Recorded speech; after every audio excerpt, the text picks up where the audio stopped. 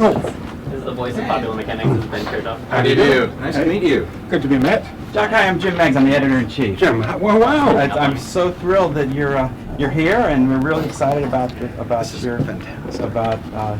your contribution to world hunger, and as well as being part of our program. So this is the famous foot power. This is model it. that we talked about. Well, now this is the peanut jelly, but I know. you see, you can slide this thing off, and you see there's extra belts and pulleys that don't operate.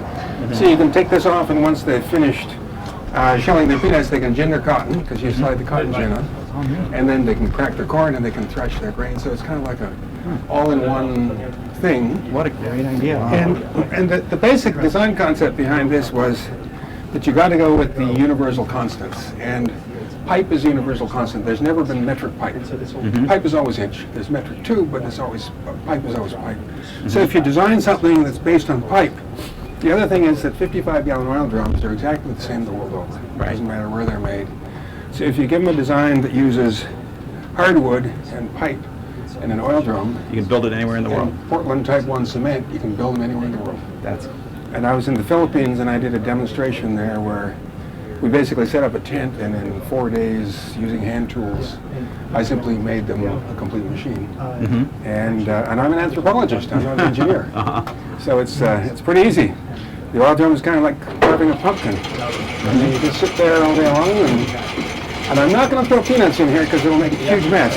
But you can imagine, you can put your hand down there and feel the air coming out of the fan. So right out in front. You feel the air coming out of the duct. Oh yeah, look at that. Oh, so you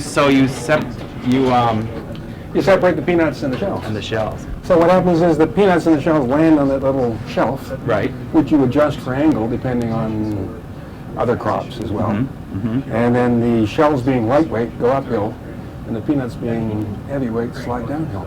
That is. And This is my kind of engineering. I love well, it. you can understand it, right? But also it's directed to a real world problem, Yeah. and it's not over designed to solve the problem. No. You know, it's practical, fixable, buildable. I think that's one thing that's often overlooked. A lot of times people come in, they try to bring modern Western technology into the third world, and they mean well, but it's not sustainable. And here you have something that seems very sustainable and really can really make a difference. Well, if when your hardwood bearing wears out, you can go to your carpenter. Right. I mean, people don't realize, but 100 years ago, you would go around this country to sawmills, grist mills. All the bearings were hardwood.